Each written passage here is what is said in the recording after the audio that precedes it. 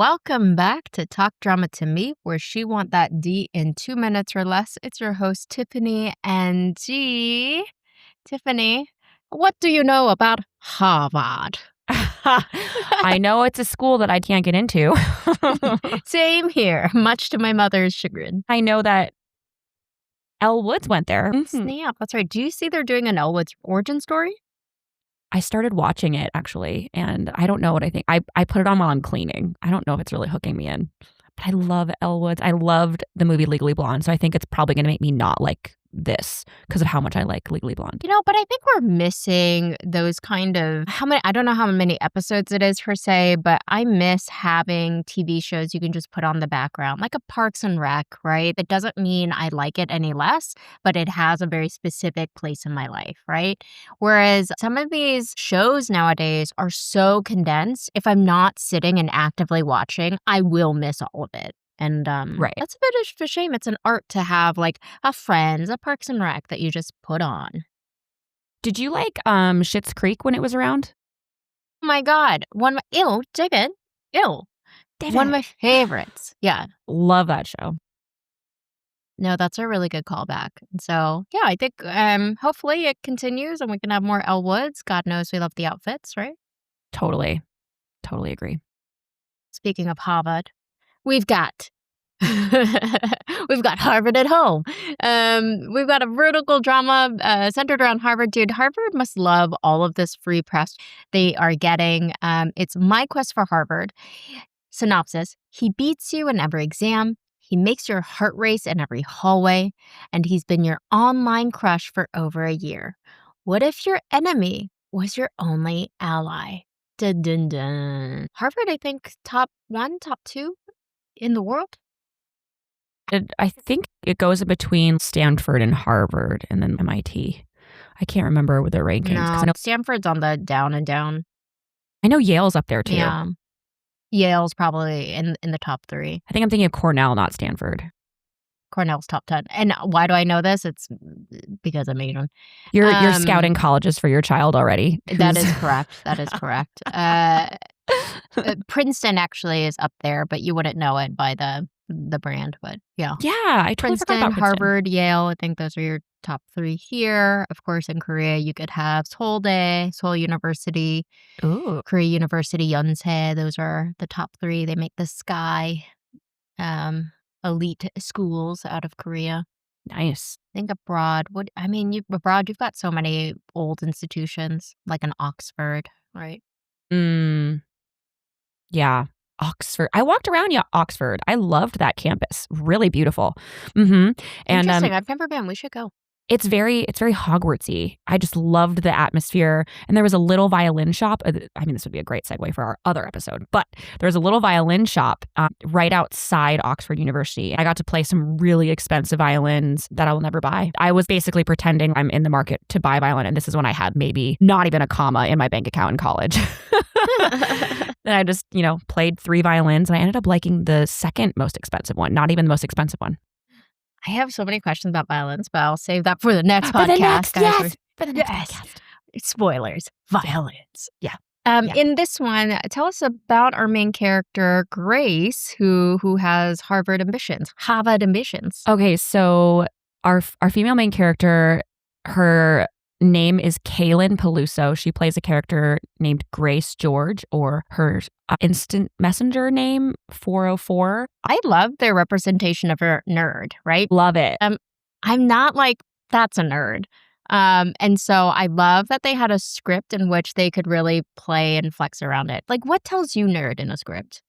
She's adorable. You watched me, or listened to me rather, when I was doing half of the preview. I kept getting Disney Channel vibes. I felt like I was back to being 12 years old and I'm watching this Disney Channel show. And I think she played it out really well. I actually was going to keep watching more of it. So crazy. Well, lucky for you guys, the best part about this vertical is that it's on TikTok. It's a free daily short. I have no clue how the business or monetization side of this works, but anyway, they've got all of these really cute stories. Most of them are YA. I don't know how people feel about the young adult. Just everything is young adult recently. I mean, Candy Jar's pumping out young adult. Like, the costume department has run out of funding and they only have private school uniforms. Same thing here with TikTok. They are pumping out so many of these elite private school verticals. I don't really know how to make sense of it other than costume department said no budget, right? Maybe, Um, maybe they're a parent, not like a parent company from another vertical that they can do these free ones, you know?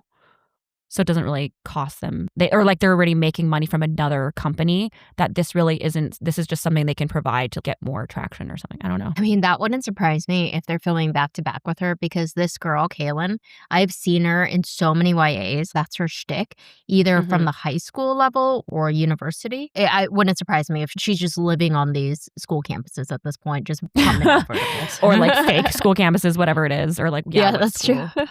Is she, do you know how old she is? I don't know how I feel like that's my job. Spoilers. Yeah, yes. And spoilers, in this one, she does play 18. She's 23. She's 23 years old. I was like, oh my God, she looks like she's 13. Yeah, costume did a really good job with her. They truly did. I'm pleasantly surprised when you said you got Disney vibes. I do agree with you. In a parallel universe, she's a Disney star. Yeah. Playing an 18-year-old until she's 34. Yeah, exactly. But tell us about our male main character. Yes, our male main character. Yeah. I don't know if he's TikTok famous or something, but he has like 200,000 followers on Instagram or something.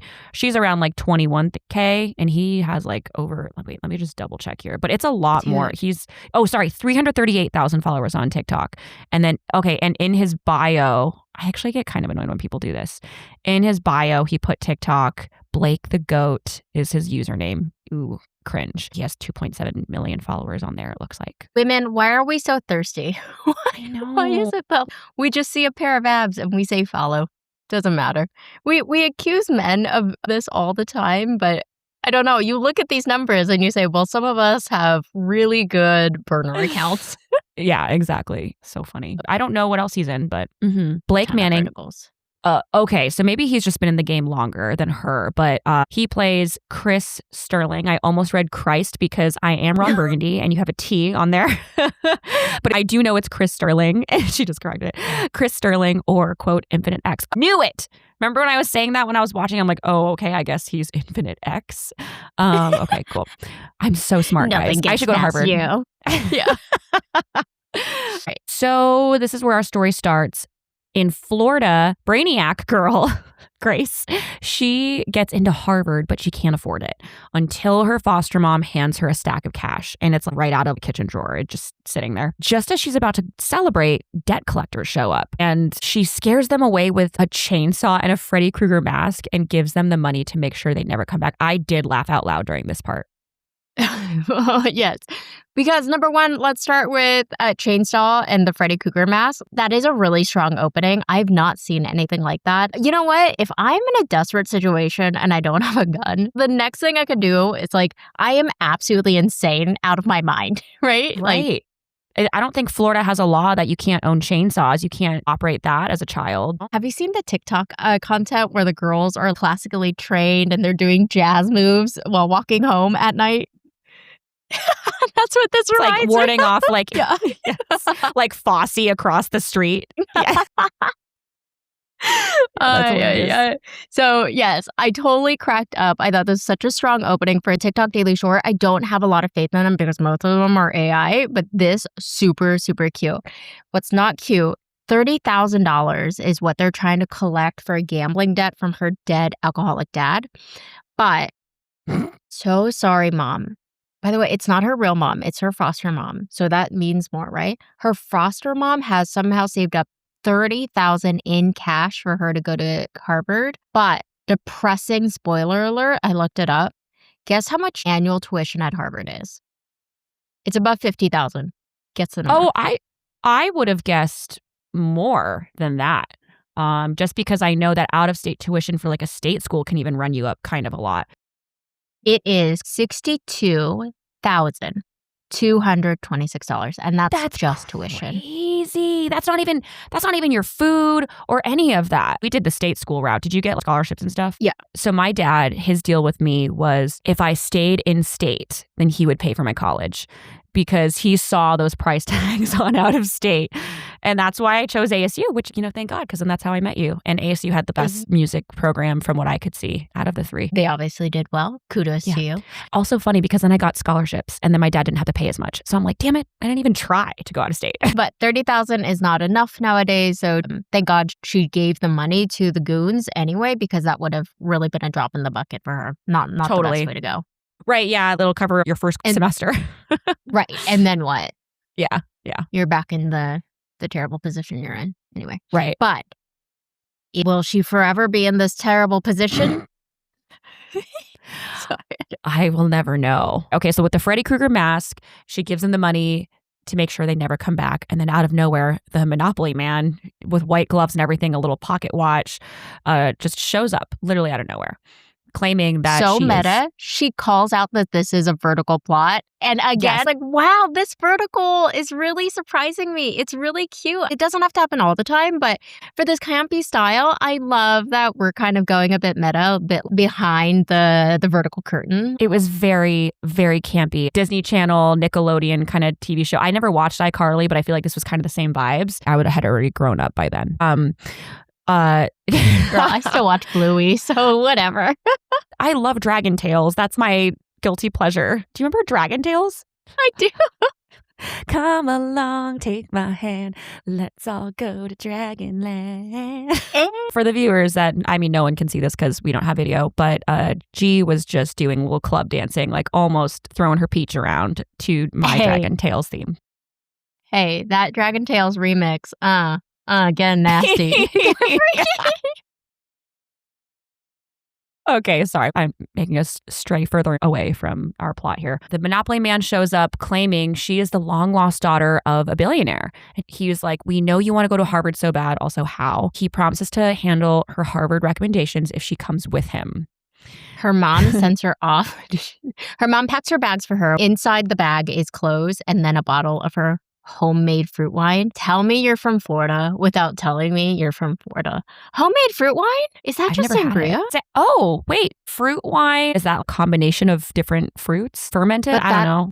That would be sangria. You just do some wine and then you toss in some fruits. We just had this conversation at lunch. We were eating grits. Yeah, it's not a cornmeal, but it's porridgey. Yeah, so for grits, it's a type of porridge that really you're just using some sort of form of corn and butter. Mm-hmm. Polenta is also some sort of corn and butter. Maybe this is one of those situations again where at its core, it's the same freaking thing, but we're calling it different words based on the class you're from, which spoilers, that comes up in this vertical. This is sangria or this is fruit wine. At its core, it's the same thing. Yeah, I think what we're calling out here is that the U.S. just rebranded sangria into saying fruit wine. And once again, we've stolen something from another group of people.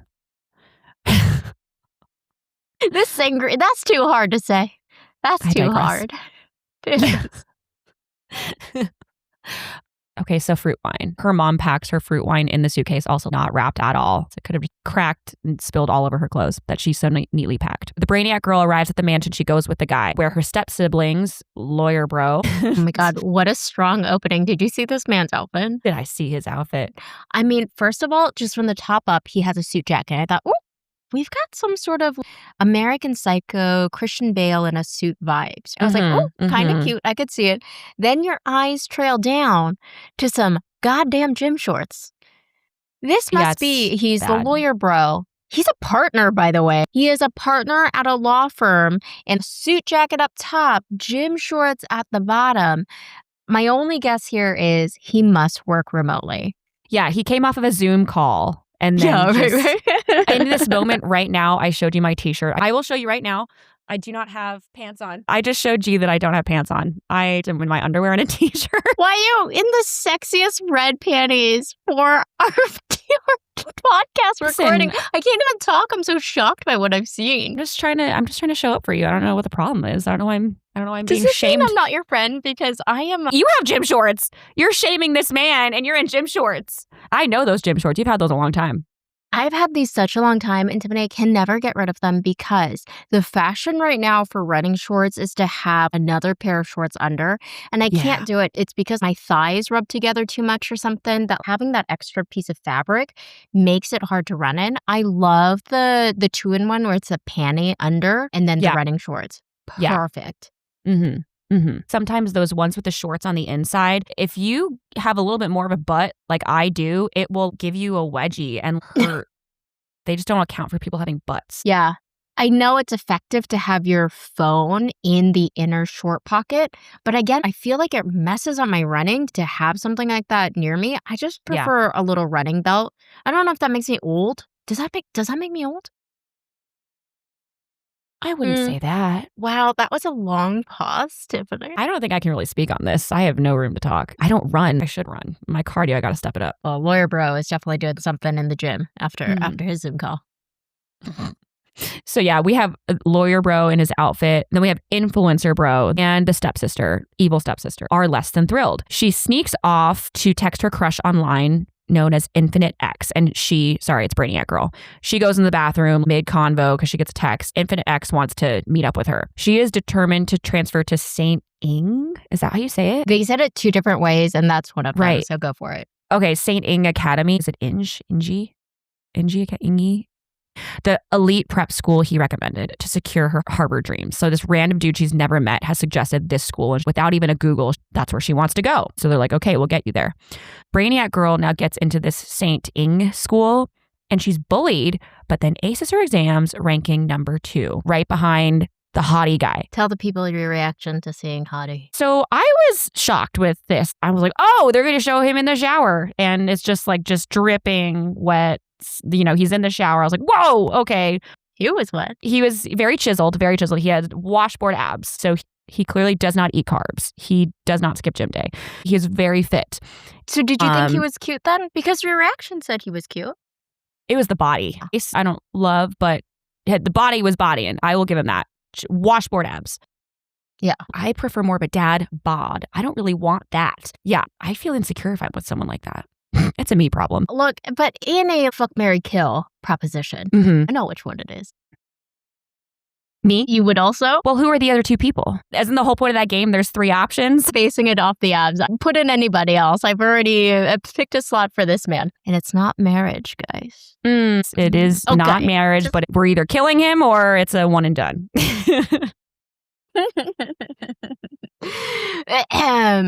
Okay, well, I thought he was a bit of a hottie, and so that's why I named him thus.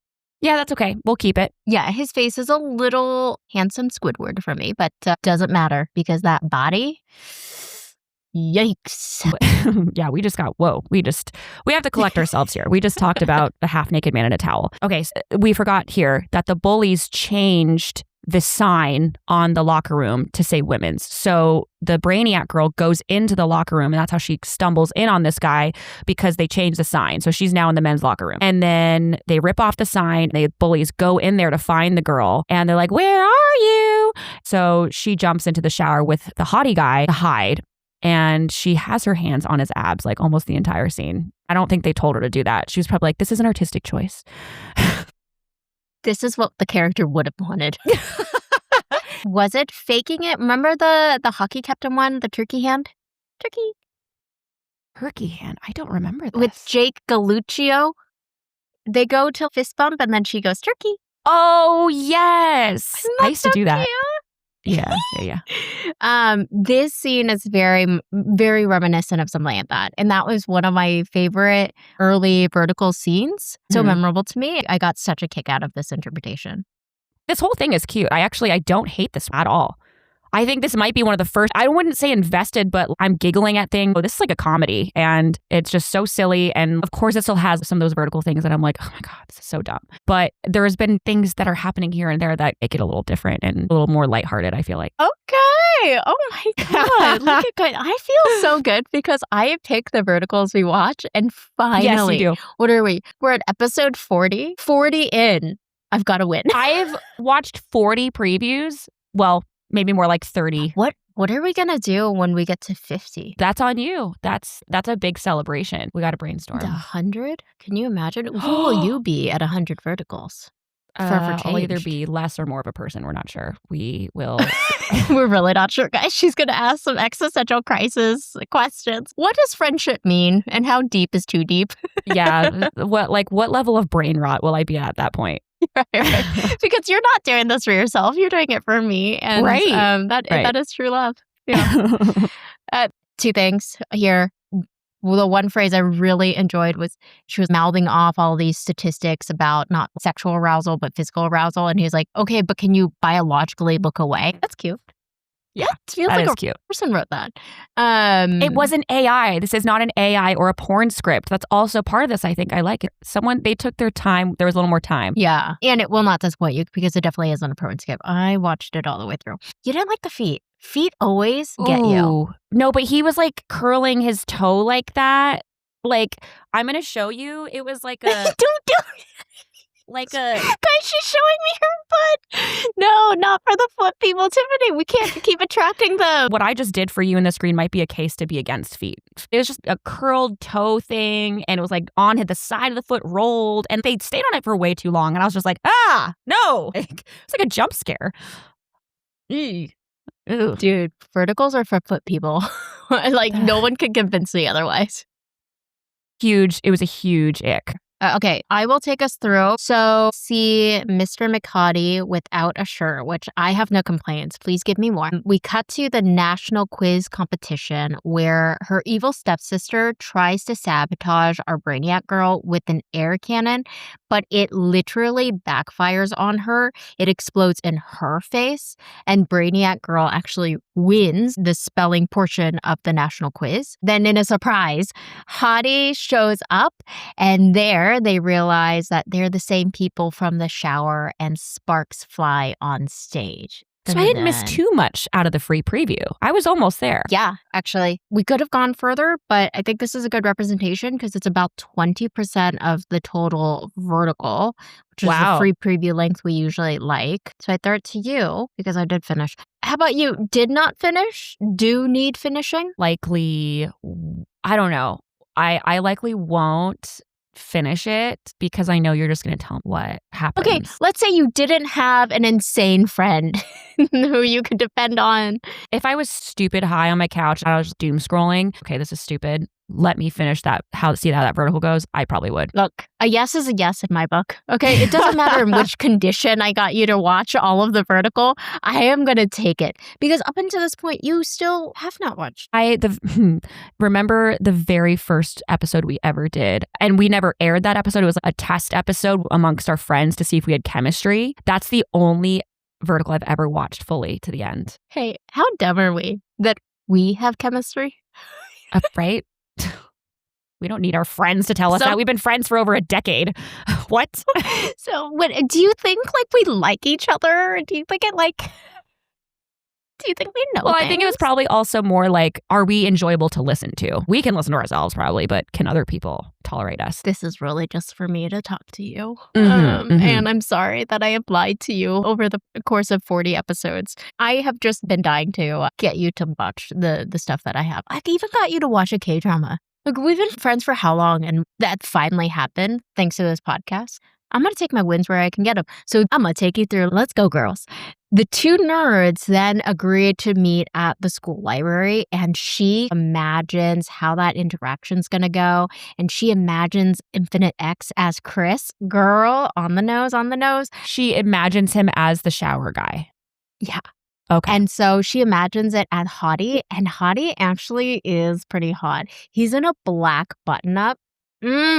A button down, downtown, and a stupid little chain necklace. And we have talked about our love for a stupid little chain. Especially a gold chain. I love when my boyfriend wears a gold chain. Color theory, he is doing a silver chain. So again, costume department come through. So he is in a black button up and this chain, and he turns around and she's in a sweater hoodie, and he unzips it all the way down. And then he grabs her to kiss her on the mouth. Woo!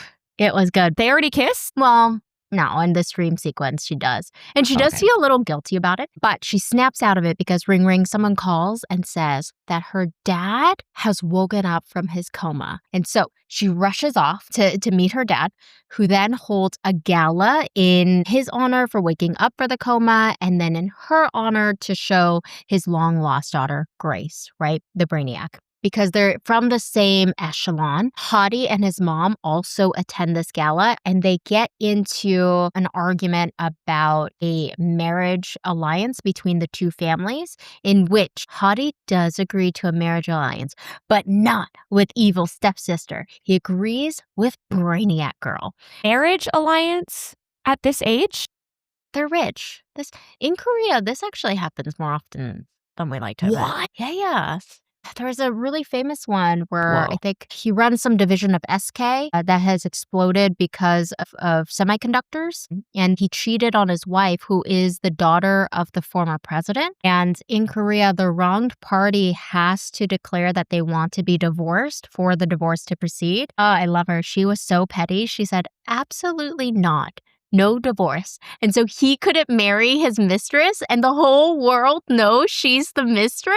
I know. I love her so much. Fuck yeah. So no, you wronged me, and so I will destroy your life. I love a woman in power. Girl, let's watch that vertical. Damn, you got your pits all sweaty on that one. I saw you fan it out on the side. Girl, that's my kind of love story, okay? You thought you wronged me? Mm-mm. Destroyed. But yeah, so Chris and Grace are now a part of the elite, and there's a marriage alliance, and he chooses instead to be married to Grace. And they run out, go to his car, and discover that they are their secret online crushes, Infinite X and 404. There is an intimate scene, but it is so truly YA. Nothing happens, Tiffany. You would be so proud of this scriptwriter. It is like ooey gooey sweet, no hands in crazy places. I mean, they did No enough with rocking the ovens. shirtless shower scene, so, There's you a know. lot of shirtless. And thank you to the director. That is all we want. I just want a dehydrated man. And that's why you can tell the audience shift. You know that this type of content is for people who are interested in men fan base, whereas a lot of the industry is controlled by men and they're constantly sexualizing women. And if there's nudity in movies, typically it's usually more of a woman. This opens up a whole other topic. Writers like Issa Rae, she had that show on HBO. She specifically points out that men in this show are they're the ones with the nudity. It's not the women for once. And I think it's playing into its audience here. It knows we don't need too much like female nudity because maybe with surveys and stuff, they know that most of their audience want to see some dudes with their shirts off with water on their bodies. Just want you to take a little squirt bottle and go psst, psst, psst onto those abs, okay? Just give them a little juice, okay? For a second, I thought you were asking me to do that to myself. I just want you to take a little squirt. I have a squirt gun that I used to squirt the cat when he tries to go into the bedroom. She literally has a water squirt gun. No one can say we're not a professional podcast. We have props, okay? We've got props.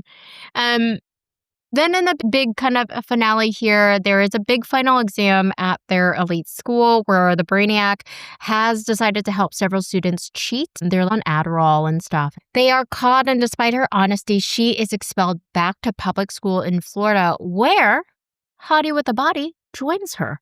And thanks to his connections, they both manage to get accepted into Harvard at the end of it. So all's well that ends well. They both get to go to Harvard, and enjoy their fabulous lives being a part of the upper echelon. Moral of the story is be rich, y'all. Yeah. And marry rich. God, I did not realize nerds look like that. My future would be different if that is in fact what nerds look like. Yeah. Definitely. So that's what we have learned. Just be rich, and then you can also be smart and good looking and go to Harvard, even though you went to a podunk high school. This is super cute. I thought for a free vertical on TikTok, I don't know what more I could have asked for. I felt both characters were appropriately aged. The sexual intimacy, if you will, totally very YA, probably just to get past the TikTok censorship, because if they go too far, I bet you it gets flagged, right? I thought the script writing was really cute. There are a couple lines in there that really gave me the giggles.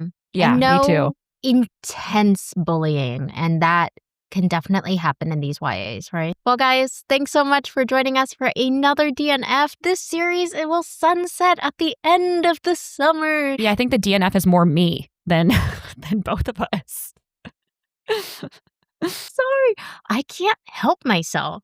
I must You know really can't. that they get together. That's funny you say that, because I remember when I was nervous about the format of our podcast, I was like, are we going to get in trouble for giving the spoilers on episodes? And you were like, Tiffany, spoiler alert, all of the verticals, they end up together. You must know how. Yeah, okay. All right, guys. With that, follow us on TikTok, Insta, YouTube, and Substack. We're posting the clips, the thirst traps, and the theory. Talks Drama to Me drops every Friday for DNFs. Bye for now. Bye.